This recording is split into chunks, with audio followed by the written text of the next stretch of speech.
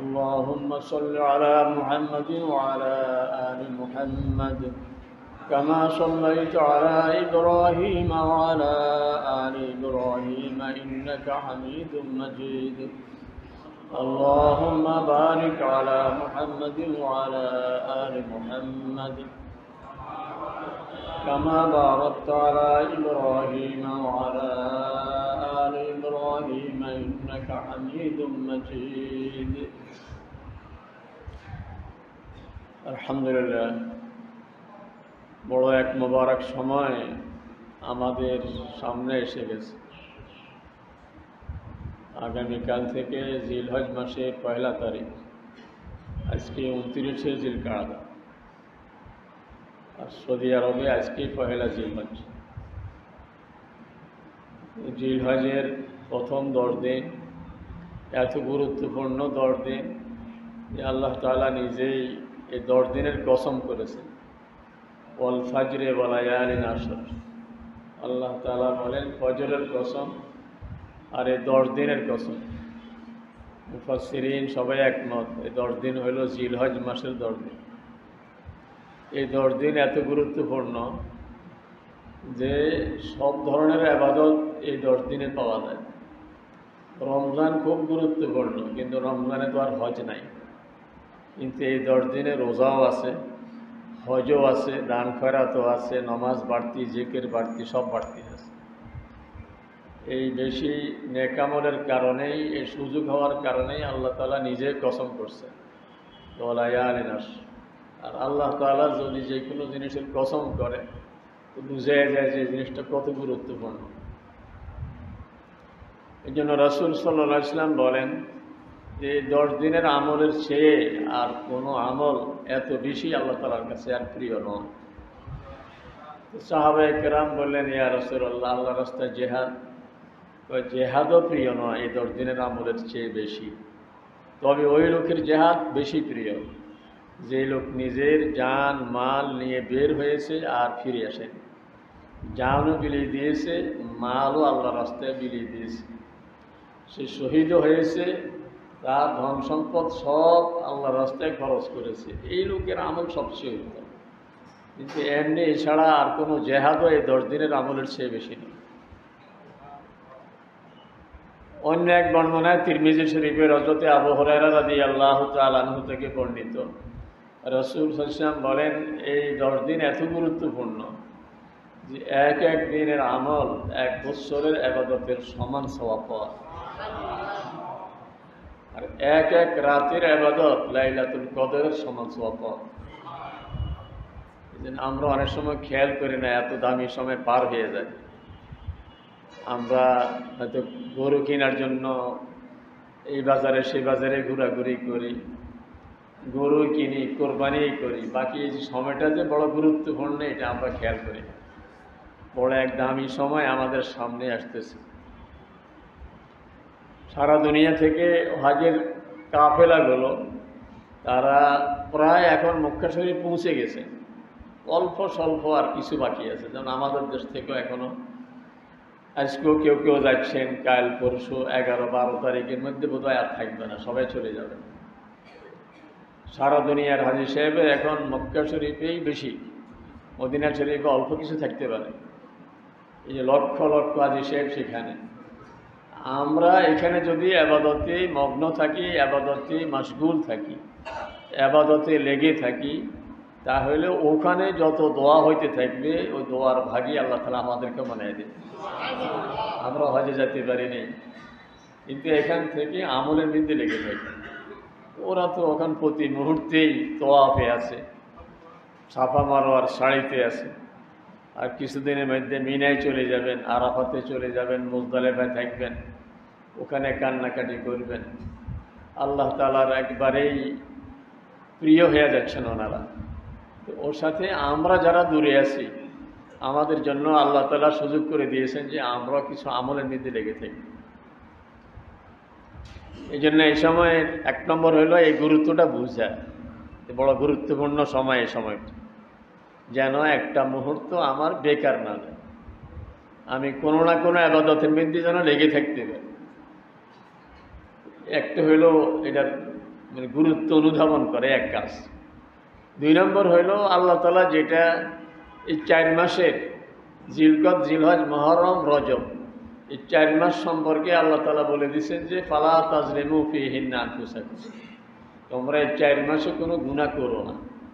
এই 4 মাসের মধ্যে এই 10 দিন তো অবশ্যই যেন এমন হয় যে আমার দ্বারা কোনো গুনাহ যেন না, আমি আমার এই চোখ দিয়ে কোনো গুনাহ করব না, মুখ দিয়ে কারোর সঙ্গে দুর্ব্যবহার করব না, আমি আমার কান দিয়েও কোনো খারাপ কথা শুনবো না, আমি এমন খারাপ জায়গায় যাব না যেখানে গেলে আমার গুনাহ হয়, আমার হাতকেও কোনো গুনার কাজে লাগাবো না, আমি সর্বদিক থেকে গুনাহ থেকে বেঁচে থাকব, সার্বিক গুনাহ থেকে বেঁচে থাকব, কোনো গুনাহ যেন আমার থেকে না।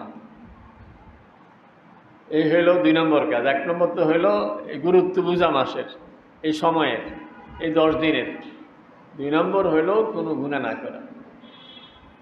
3 নম্বর যে কাজ সেটা আল্লাহ তাআলা বলেন যে ওয়াযিন ফিন্নাস বিল হজ। হযরত ইব্রাহিম আলাইহিস সালাম যখন বাইতুল্লাহ শরীফের নির্মাণ কাজ করলেন, কারণ বাইতুল্লাহ আদম আলাইহিস সালামের সময় থেকে বাইতুল্লাহ প্রথম আল্লাহ তাআলা বলেন ইন্না আউওয়ালা বাইতিন বুদিআ লিন-নাস আল্লাযী বিবাক্কা, এই পৃথিবীর প্রথম ঘর আল্লাহর ঘর।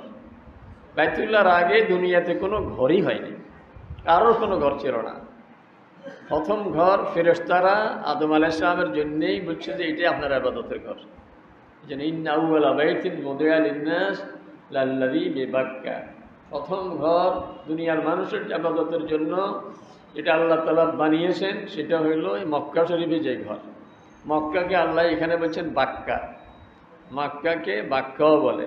বাক্কা কেন বলে তাফসিরে লেখে লিআন্নাহা তাবুক্কু আনাকাল জাবাবেরা, কারণ মক্কায় একটুখানি অহংকার দেখাইলে সাথে সাথে আল্লাহ তাআলা তার ঘাড় ধরে একবারে সোজা করে দেয়। আব্রাহার মতো এত শক্তিশালী, সেই যুগের সবচেয়ে বড় শক্তিধর, সবচেয়ে বড় অস্ত্রওয়ালা, তাকে আল্লাহ তাআলা শেষ করে দিয়েছেন। যে এখানে একটুখানি অহংকার দেখে, এখনো মক্কা শরীফ গিয়ে কেউ যদি একটু অহংকার করে তো সাথে সাথে বিপদে পড়ে যায়। যত ছোট হয়ে থাকা যায়, দেখা যাবে যে কি নিরিবিলি হজ করে, মিনা তো খুব চাপ খাবে, মুজদালিফায়ও কষ্ট পাবে, আরাফাতেও কষ্ট পাবে, সব জায়গায় কষ্ট পাবে। আর নরম সরম হয়ে চলে সব জায়গায় শান্তিতে। এই জন্য নাম আল্লাহ তাআলা মক্কার বলছেন বাক্কা, বাক্কা বলছেন। এই জন্য এই ঘর নির্মাণের পরে আল্লাহ তাআলা বলেন আযিন ফিন্নাস বিল হজ, নির্মাণ যখন শেষ, কাজ শেষ, বলে যে এবার আপনি এখানে দাঁড়িয়ে ঘোষণা দেন ইন্নাল্লাহা কাদ বানা লাকুম বাইতান ফাহুজ্জু, ও দুনিয়ার মানুষ তোমরা যে যেখানে আছো, রূহের জগতে আর মায়ের গর্ভে যে যেখানে আছো, আল্লাহ তাআলা তোমাদের জন্য ঘর তৈরি করেছেন, তোমরা হজ করতে আসো।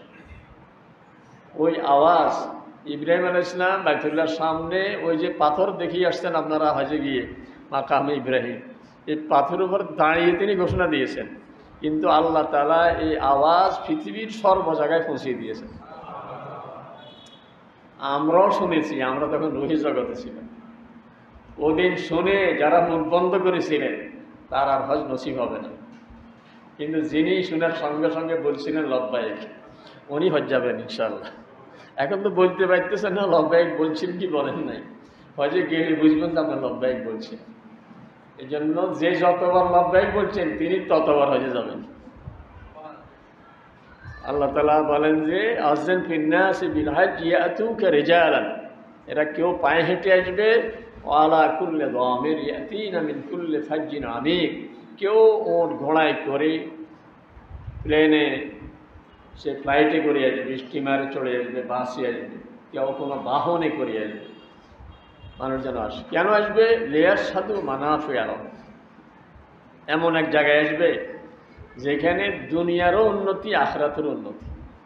দুনিয়ার উন্নতি হইল আপনি হজ করে আসলে একজন মানুষের মন মানসিকতা পরিবর্তন হয়ে যাবে, তার মন দিল ভালো হয়ে যাবে, স্বাস্থ্যের উন্নতি হয়।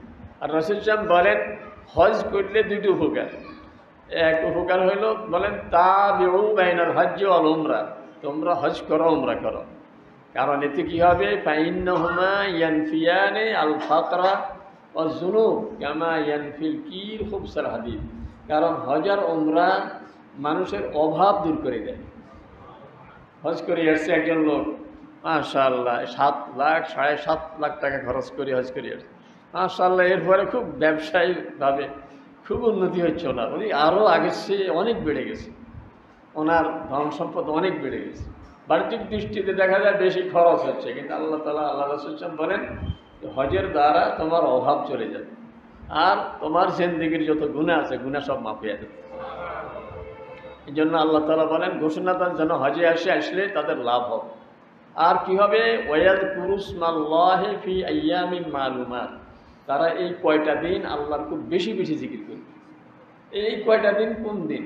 বলে জিলহজের 1 তারিখ থেকে 10 তারিখ, এই আগামীকাল থেকে শুরু হচ্ছে জিলহজ। আগামীকাল থেকে কি? আজকে মাগরিব থেকে, আজকে মাগরিব থেকে শুরু হয়ে যাবে জিলহজ, কারণ শান্ত মাগরিবে উঠে যাবে। এই জন্য আল্লাহ তাআলা বলেন ওয়ায়াযকুরুসমাল্লাহি ফি আইয়ামিন মালুমাত। এই জন্য এই 10 দিনের 1 নম্বর আমল ছিল এই 10 দিনের গুরুত্ব আমার জেহেনে থাকে, আমি যেন বুঝতে পারি যে আমি এখন কোন 10 দিনে আছি। 2 নম্বর হইল গুনাহ সব ছেড়ে দিই। 3 নম্বর হইল এই সময় বেশি বেশি করে জিকির করি। জিকিরের মধ্যে যে সমস্ত জিকির আমরা নামাজের পরে পড়ি, এমনি সুবহানাল্লাহ আলহামদুলিল্লাহ ওয়া লা ইলাহা ইল্লাল্লাহ আল্লাহু আকবার, সুবহানাল্লাহি ওয়া বিহামদিহি সুবহানাল্লাহিল আযীম, এমনি সুবহানাল্লাহি ওয়া বিহামদিহি সুবহানাল্লাহি ওয়া বিহামদিহি। ঘর থেকে মসজিদে যেতে একদিন একটু পড়ে দেখেন আর কি 100 বার হয়ে যায়। কারণ আপনার গর্তে এমন না যে ঘর থেকে পাড়া দিলেই মসজিদ, একটু হেঁটে যেতে হয়তো, দেখবেন সুবহানাল্লাহি ওয়া বিহামদিহি। ঘর থেকে দরজা খুলে পড়া শুরু করবেন, মসজিদে যেতে যেতে 100 বার হয়ে যায় সুবহানাল্লাহি ওয়া বিহামদিহি। আর একটা পড়বেন জান্নাতের মধ্যে একটা গাছ লেগে যায়। এভাবে লা হাওলা ওয়ালা কুওয়াতা ইল্লা বিল্লাহ, বড় জিকির। একবার লা হাওলা ওয়ালা কুওয়াতা পড়বেন তো জান্নাতে একটা গোডাউনের মালিক হয়ে যায়। গোডাউন কি খালি না নেয়ামতে ভর্তি?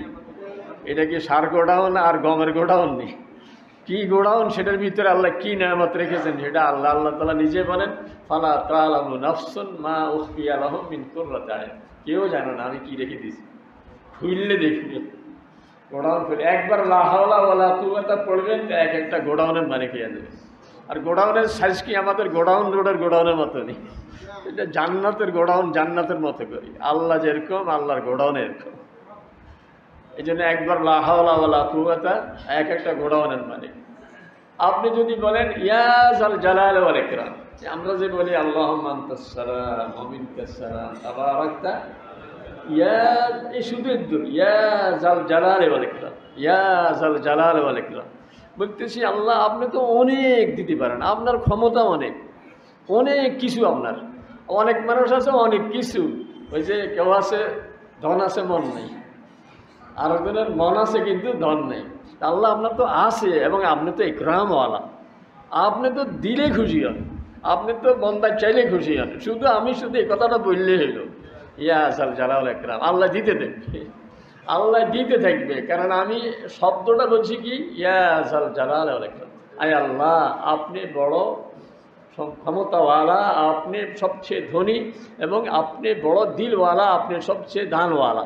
বস এই দুটো শব্দ বলবার আল্লাহ তাআলা দিতে থাকবে ইয়া যাল জালাল ওয়াল ইকরাম, ইয়া যাল জালাল ওয়াল ইকরাম। এভাবে লা ইলাহা ইল্লা আনতা সুবহানাক ইন্নী কুনতু মিনাজ জালিমিন হাঁটতে হাঁটতে পড়ে কত জিকির। এই জন্য আমার এই 10 দিন বেশি বেশি জিকির। আর রাসূল বলেন আফদালুল যিকরি তিলাওয়াতুল কোরআন, সবচেয়ে দামি জিকির হলো কোরআন শরীফের তেলাওয়াত। আর অন্য এক হাদিসে আসছে যে কোরআন তেলাওয়াত করে যতখানে যত দোয়া হচ্ছে এই মহল্লায়, আপনার এই মসজিদের এরিয়াতে, কেউ ওই ঘরে দোয়া করে, কে এই ঘরে দোয়া করে, আর আপনি বসে বসে কোরআন তেলাওয়াত করেন, ওই যে যত দোয়া হচ্ছে কোরআন তেলাওয়াত ওয়ালাকে আল্লাহ তাআলা সকলের দোয়ার পরিমাণ দিয়ে দিবেন। আপনি কোরআন তেলাওয়াতে লাগতে পারেন কতক্ষণ? বেশি বেশি 10টা দিন মাত্র। আল্লাহ তাআলা বলেন আইয়ামা মাদুদাত, আরে হাতে গোনা অল্প কয়দিনে না, বলে এক এক দিনের ইবাদত 1 বৎসরের ইবাদতের সমান। একদিন যদি এরকম কাটিয়ে দিতে পারেন 1 বৎসরের ইবাদতের সমান সওয়াব হয়ে যাবে। আর এক এক রাত লাইলাতুল কদরের সমান সওয়াব। এই জন্য 1 নম্বর তো হইল এই মাসের আজমত গুরুত্ব যেন আমার দিলে থাকে। 2 নম্বর হইল আমি গুনাহ সব ছেড়ে দেব। 3 নম্বর হইল এই সময় বেশি বেশি করে আল্লাহ তাআলা জিকির করবে। রাসূল ইসলাম বলেন এই সময় তুমি তাকবীর, তাহমিদ, তাহলিল, লা ইলাহা ইল্লাল্লাহ বেশি বেশি পড়ো, তুমি বেশি বেশি আল্লাহর প্রশংসা করো, বেশি বেশি আল্লাহু আকবার বলো। এই জন্য আমি যদি বলি আল্লাহু আকবার, আল্লাহু আকবার, লা ইলাহা ইল্লাল্লাহু, আল্লাহু আকবার, আল্লাহু আকবার, ওয়ালিল্লাহিল হামদ। এই জিকিরটা আমরা তো 9 তারিখের ফজর থেকে শুরু করি, কিন্তু সাহাবায়ে কেরাম এই 10 দিনে জিকির বেশি বেশি করতেন। বাজারে যেতেন, বাজারে গিয়ে এই বাস একটু আওয়াজ দিয়ে পড়তেন আল্লাহু আকবার, আল্লাহু আকবার, লা ইলাহা ইল্লাল্লাহু, আল্লাহু আকবার, আল্লাহু আকবার, ওয়ালিল্লাহিল হামদ, আল্লাহু আকবার, আল্লাহু আকবার। আপনি আস্তে আস্তে পড়তে থাকেন। এক দোকানে ঢুকছেন, যে ভাই অমুক সবাই আসেনি বা অমুকটা আসেনি, তো মারতে থাকে, আর আপনি আস্তে আস্তে পড়েন আল্লাহু আকবার, আল্লাহু আকবার, লা ইলাহা ইল্লাল্লাহু, আল্লাহু আকবার, আল্লাহু আকবার, ওয়ালিল্লাহিল হামদ। তো দোকানদারের মনে আসবে যে ভাই ভাই সময় তো পার হয়ে যাচ্ছে, আপনি আস্তে আস্তে পড়েন। মানে চিৎকার দিয়া পড়লে, আমাদের এখন তো পরিবেশ এমন হয়ে গেছে, হঠাৎ করে যদি জোরে জোরে পড়তে শুরু করি সবাইকে কি হঠাৎ করে এরকম গেল কি হয়েছে, না মাথা খারাপ হয়ে গেছে। কিন্তু সাহাবায়ে কেরাম তো এই সময় বাজারে যেতেন শুধু জিকিরটা সবাইকে শোনানোর জন্য। এই জন্য আমি চিৎকার দিয়ে না হোক, একটু আস্তে আস্তে এই জিকিরটা বেশি বেশি করব। কারণ রাসূল বলেন এই 10 দিন লা ইলাহা ইল্লাল্লাহ বেশি বেশি, আল্লাহু আকবার বেশি বেশি, আল্লাহর প্রশংসা। আপনি যে জিকিরের কথা বললাম এটার মধ্যে 3টাই আছে, আল্লাহু আকবার, আল্লাহু আকবার, লা ইলাহা ইল্লাল্লাহু, আল্লাহু আকবার, আবার আল্লাহু আকবার, ওয়ালিল্লাহিল হামদ। তাহলে আলিল্লাহিল হামদ আল্লাহর প্রশংসা হয়ে গেল, লা ইলাহা ইল্লাল্লাহ হয়ে গেল, আল্লাহু আকবার হয়ে গেল, একসাথে সব সেরে গেল। এই জন্য এই জিকিরটা আমরা এই কদিনে বেশি বেশি করব। এরপরে 5 নম্বর যে কাজ, সেটা হইল এই আগামীকাল থেকে 9 দিন আমি রোজা রাখবো। এক রোজা 1 বছরের রোজার সমান সওয়াব। 9 দিন রোজা রাখবো, 9 বছরের রোজা হয়ে যাবে। আপনি যদি আল্লাহ বাঁচিয়ে রাখে এরকম 10 বছর রাখতে পারেন, তো এই 9 10 কত হয়ে গেল, 90 বছরের রোজার সমান সওয়াব হয়ে যাবে। এক বছরে এক রোজায় 1 বছরের রোজা হয়ে যাবে। এই জন্য আগামীকাল থেকে এই 9 রোজা, দিন 10টা, কিন্তু যেহেতু 10 তারিখে রোজা রাখা যাবে না, রোজা হবে 9টা। আগামীকাল থেকে নিয়ত করব রোজা রাখার, এবং ঘরও বিবিদেরকে বলে দিব যে আগামীকাল থেকে রোজা, এক রোজায় 1 বছরের রোজার সমান সওয়াব হয়ে যাবে। আর আরাফাতের রোজা যেদিন হবে সেদিনকার রোজায় স্পেশালি বেশি সওয়াব, 2 বছরের সওয়াব হয়ে যাবে। আরাফাতের রোজায় 1 বছরের আগের গুনাহ মাফ, 1 বছর আগামী গুনাহ মাফ। আপনি যদি আরাফাতের রোজা রাখতে পারেন, সেটা ইনশাল্লাহ আগামী জুমায় আলোচনা হবে। তারপরে আরাফাতের দিন আসবে, তখন তো আপনার বাঁচি থাকলে আগামী বছরের গুনাহ মাফ, আর বাঁচি না থাকলেও আগাম মাফ হয়ে গেলে, আগাম জামিন হয়ে গেছেন আর কি, আগাম মাফ পেয়ে যাবে। আল্লাহ তাআলা আপনার অতীতের গুনাহ মাফ করে দিবে, সামনের গুনাহ মাফ করে দিবে। আরেকটা আমল হইল এই 10 দিনে, যেটা আমরা খেয়াল করি না অনেক সময়, আজকে সন্ধ্যার আগে আগে, আজকে মাগরিবের টাইমের আগে আগে নখ, চুল, মোচ, বগলের নিচের পশম, শরীরের অন্যান্য অবাঞ্ছিত পশম যেগুলো, এগুলি আজকে সন্ধ্যার আগে আগে কেটে নেবেন। এই সন্ধ্যা থেকে আরম্ভ করে কোরবানি পর্যন্ত আর কাটবেন না। কারণ হাজী সাহেবের এখন এহরাম পরা। আমি হজে যেতে পারিনি, কিন্তু উনি ওখানে যা করে আমি এখান থেকে তাই করতেছি। হাজী সাহেব এখন নখ কাটে না, আমি কাটতেছি না। হাজী সাহেব ওখানে এখন চুল কাটে না, মোচ কাটে না, ওনারা এহরাম পরা আছে। আমি রাসূল বলেন যে কোরবানি দিবে, আমরা যারা যারা কোরবানি নিয়ত করছি, রাসূল বলেন যে কোরবানি দিবে সে যেন জিলহজ মাসের 1 তারিখ থেকে কোরবানির আগ মুহূর্ত পর্যন্ত এগুলি যেন সে না কাটে, কোরবানি দিয়ে তারপরে যেন কাটে। এই 10 দিনে একটু মোচ বড় হয়ে যাবে, লোক একটু বড় হয়ে যাবে। আজকে কেটে নিছেন তো আর 1 সপ্তাহ 10 দিনে অত বড় হবে না। মোচ আজকে কেটে নিয়েছেন, 1 সপ্তাহে অত বড় হবে না। চুলগুলি আজকে কেটে নেবেন, কারণ ঈদ উপলক্ষে আর কাটা নাই, কারণ ঈদের আগের কাটা আজকে কেটে নিতে হবে। তাইলে আপনার কোরবানির সাথে হাজী সাহেবদের কোরবানির মিল হয়ে যাবে, কারণ হাজী সাহেবও চুল ফেলবে কোরবানি দিয়ে, আর আপনিও চুল ফেলবেন, নখ কাটবেন কোরবানি দিয়ে। অন্য একটা হাদিসে আছে, যিনি কোরবানি দিবেন না উনিও যদি নখ চুল না কাটেন এই কদিনে, উনি তো কোরবানি দিতে পারবেন না, গরিব মানুষ, ওনাকেও আল্লাহ তাআলা কোরবানির সওয়াব দিয়ে দিন। অল্প আমলে বিশেষ। আমাদের ওই যে এই হাদিসটা পড়ার সময় আমাদের এক ওস্তাদ উনি বলছিলেন যে সওয়াব দুই রকম, একটা হলো সওয়াবে আসলি আর একটা হলো সওয়াবে নাম। যে ভাই আপনি কোনখানে চাকরি করেন? অমুকখানে। আপনার বেতন কয়েছে আমার স্কেল 40,000, পান কত? পাই 1 লাখ টাকার মতো, আছে না এরকম? তাইলে একটা হইলো মূল স্কেল, কিন্তু পাওনা এই গ্রান্ড হাউস গ্রান্ট মেডিকেল ভাতা এটা সেটা মিলে ইনক্রিমেন্ট হয়ে যাবে, এখন 1 লাখ টাকা পান। তাহলে একটা হইলো সওয়াবে আসলি মূল কী বলে স্কেল, আর একটা হইলো মূল প্রাপ্তি। বলে যে কোরবানি যিনি দিলেন ওনার মূল সওয়াব যেটা, মূল স্কিল যেটা, যিনি নুকটুক কাটলেন না উনি বাড়তে বাড়তে ওনার সব গ্রান্ট টান মিলে যাবে পরিমাণ হবে। আর যিনি কোরবানি দিয়েছেন ওনার তো সব মিলে আরও কত হয়ে যাবে, বুঝেন না কথা? না হয় দুজনের সওয়াব তো উনি 1 লাখ টাকা খরচ করে গরু কোরবানি দিলেন, আর ইনি শুধু নুক কাটান নাই সওয়াব পেয়ে গেছেন। এনার হইল সওয়াবে না আমি মানে সব মিলে যায়, ইনক্রিমেন্ট হাউস গ্র্যান্ড মেডিকেল ভাতা টাতা মিলে যায়, ওনার যা হবে ওনার অরিজিনালটা তা, আর ওনার আবার সব মিলে যায় যেটা হবে সেটা তো অনেক উঠবে। কথা বুঝে আসছে? তারপরও কি কম নেই যে আমি কোরবানির সওয়াব পেয়ে যাব যদি নখ চুল না কাটি। এই জন্য এই কয়দিনে আজকে সন্ধ্যার আগে আগে চুল নখ ইত্যাদি কেটে নিব, যাতে এই 10 দিন আমি চুল নখ এগুলি যেন কাটা না লাগে। তাহলে যারা কোরবানি দিব উনি হাজী সাহেবদের কোরবানির সাথে আমার মিল হয়ে যাবে, আর যিনি কোরবানি দিবেন না উনিও কোরবানির সওয়াব পেয়ে যাবে। এই আমলগুলি করতে পারবো তো ইনশাআল্লাহ। আমরা মানে অনেকেই খেয়াল করি না, এই সময়টা খুব পার হয়ে যায় আমাদের। এই জন্য এই সময়টা যেন আমাদের বিগত দিনের মতো এটা যেন এমনিতে পার না হয়। আমরা এই সময়টা জিকিরের মধ্যে, কোরআন তেলাওয়াতের মধ্যে এবং অন্যান্য যে সমস্ত আমলগুলো আছে, ধরেন আমি নামাজ পড়ছি আগেও, কিন্তু অত গুরুত্ব ছিল না, কোনো সময় জামাত পাইছি কোনো সময় পাইনি। এই 10 দিনে আমার যেন জামাত না ছুটে, এবং আগের ভাগে মসজিদে যাবে এই 10 দিনে না, আমি একটু গুরুত্ব দিব যে আমার যেন জামাত না ছুটে। আমি নফল নামাজ এত গুরুত্ব দিয়ে পড়ি নাই, কিন্তু এই 10 দিনে আমি ফজরের পরে বসে থাকব। ফজরের পরে যদি আপনি বসে থাকেন, আল্লাহ এত সহজ করে দিয়েছেন দেখেন। আমি তো বলি যে 9 লাখ টাকার কামিয়ে যাবে। 9 লাখ টাকা কেমনে? 1.5 লাখ টাকা উমরায় খরচ, 7.5 লাখ টাকা হজে খরচ, তো 7.5 আর 1.5 কত? 9 লাখ টাকা। আল্লাহ রাসূল সাহেব বলেন ফজরের পরে বসে থাকবেন, সূর্য ওঠার আরও 15-20 মিনিট পরে 2 রাকাত নামাজ পড়েন, যে জায়গায় ফজর পড়ছেন ওখানে বসে থাকেন। এই কয় মিনিট, যেমন আমাদের মসজিদে এখন জামাত হয় কয়টা? 4:45 ধরেন, 4:45, আর সূর্য উঠে এখন 5:10। তো 5:10 আপনার জামাত শেষ হইতে হইতে এমনি 5টা বেজে যায়, কারণ ফজরের জামাত একটু কেরাত লম্বা হয়। তো 5:45 শুরু করলে 5টা বেজে যায় জামাত শেষ হইতে হইতে।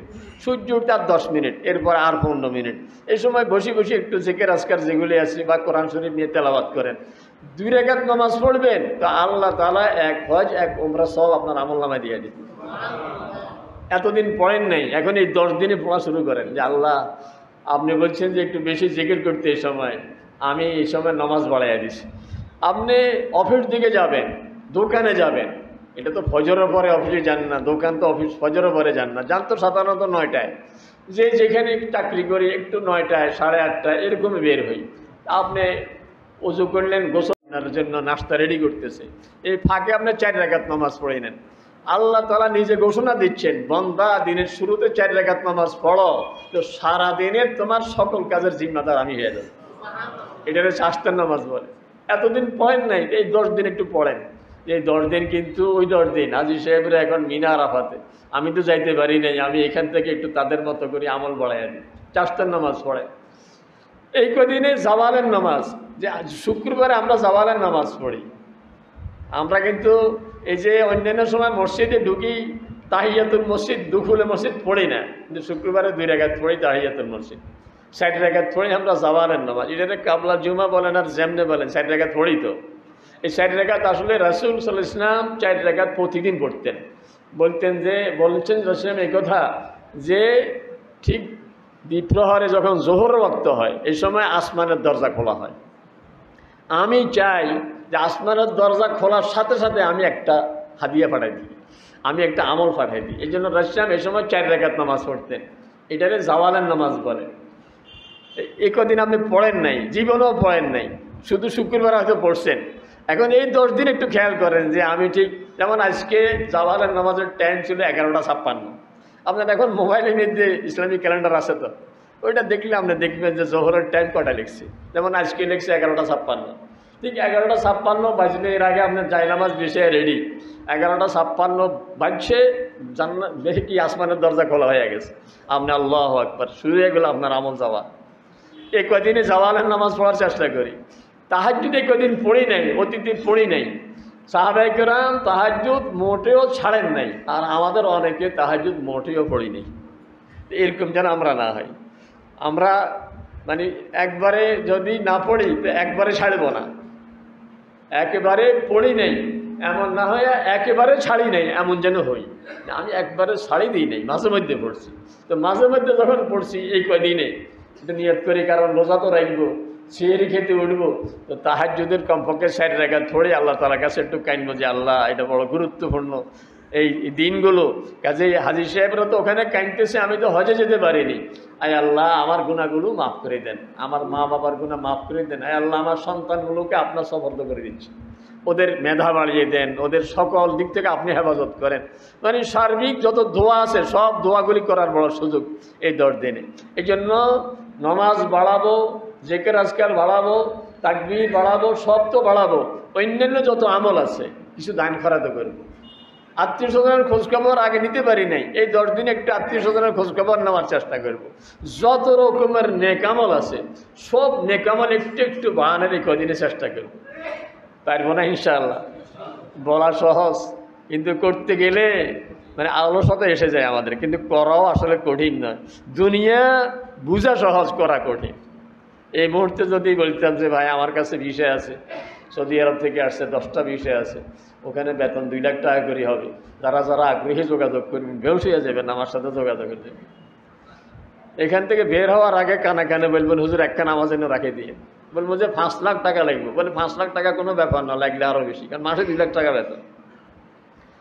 ভিসা জেনুইন আমি ব্যবস্থা করে দিছি, আর কোনো সন্দেহ নাই। কিন্তু সেখানে যাইয়া বাড়িতে খবর দিচ্ছেন হুজুরে কি ভিসা দিল, আরও মরুভূমিতে হরাই রাখছে, ছাগল চড়াইতে দিয়েছে, আসে না এরকম? কি কষ্ট। এরপরে পাইলেন হয়তো চাকরি, পাথর উড়ার লাগে উপরে। বুঝা সহজ কিন্তু করা বড় কষ্ট। কিন্তু আখিরাত বুঝা কঠিন, করা একবারে সহজ। আপনি তাহাজ্জুদ পড়া শুরু করেন না, দেখবেন যে যেদিন তাহাজ্জুদ পড়ছেন সেদিন কলজাটা কীরকম লাগে, মনটা কীরকম ভরা লাগে, কী যে খুশি লাগে যে আমি আজকে কোথায় পৌঁছে গেছি। রোজা রাখেন না, দেখবেন যে কী মজা লাগে, ইফতারের সময় কী মজা লাগে। যদিও দিন একটু বড়, কিন্তু রোজা রেখে দেখবেন শারীরিক মানসিক 2 দিকের উন্নতি। রোজার দ্বারা শারীরিক উন্নতি হবে, আপনার মন মানসিকতার উন্নতি হবে। এই জন্য আল্লাহ তাআলা আমাদের সকলকে তৌফিক দান করুক। আর দোয়া এটাও করবেন আল্লাহ তাআলা যেন আমাদেরকেও আগামী দিনে হজ করার তৌফিক দান করে। এই জন্য বড় মোবারক দিন, আজকে সন্ধ্যা থেকে শুরু হয়ে যাবে। এই 10 দিন বড় দামি। সাথে কোরবানির পশু যারা কিনবেন, নিয়তকে আগে ঠিক করিনি, যদি আগামী জুমায় কিছু আলোচনা হবে, কিন্তু এর আগে তো গরু কিনে ফেলবেন। এই জন্য নিয়ত ঠিক করিনি যে কোরবানি দিব আল্লাহকে রাজি করার জন্য। এমন না যে মেয়ে বিয়ে দিছি নতুন, এখন ওই ব্যয় বাড়ির থেকে খবর লইব কি কোরবানি দিছি, আবার সেখানে তো একটা রান ফাটান লাগব, কল্লাটা তো ফাটান লাগব। বাঘে দিলে তো কল্লা বাঘে পাইতাম না, এই জন্য এইসব কারণে দিলে তো সওয়াব হবে না। এই জন্য নিয়ত ঠিক করে নিই একমাত্র আল্লাহকে রাজি করার জন্য। আর আরেকটা হলো আমাদের ওই যে এটা প্রতি বছরে বলি, বলার ভুল আমাদের। নিয়ত ঠিক আছে কিন্তু বলার ভুল। ওই যে ভাই আপনারা কয় নামে কোরবানি দিচ্ছেন, বলি না কোরবানি কয় নামে, কার নামে? এইটা কিন্তু আমরা বলতে ভুল করি আরই। কয় নামে? আমরা 7 নামে দিছি। না 7 নামে না, 7 জনের পক্ষ থেকে, 7 শরীকে। বুঝেন না কথা? বলার ভুল, নিয়ত ঠিক আছে আমাদের। তাইলে 7 নামে কোরবানি দিই নেই কোনো দিন, দিছি আসলে 1 নামে, কিন্তু 7 জনের পক্ষ থেকে দিছি। আমি নিজেই ভুল করছি। মিনাতে যাইয়া এক আফ্রিকান তারা বললাম যে আমাদের এই 7 জনের নামে কোরবানি। এই যে এমন রাগ হয়ে গেছে, তুমি হজ করতে আসছো, মুসলমান নেই তুমি, তুমি এখানে 7 নামে কোরবানি দিলা, কোরবানি 1 নামে হবে, কার নামে? এই জন্য এটাও ঠিক করে নেবেন যে কোরবানি 1 নামে হবে, বাকি 7 শরীকে হবে, 7 জনের পক্ষ থেকে হবে। আল্লাহ তাআলা আমাদের এই 10 দিন গুনাহ থেকে বাঁচার, ইবাদতে লাগি থাকার আল্লাহ তাআলা তৌফিক দান করুন। যারা সুন্নত পড়েননি সুন্নত পড়ে নিন।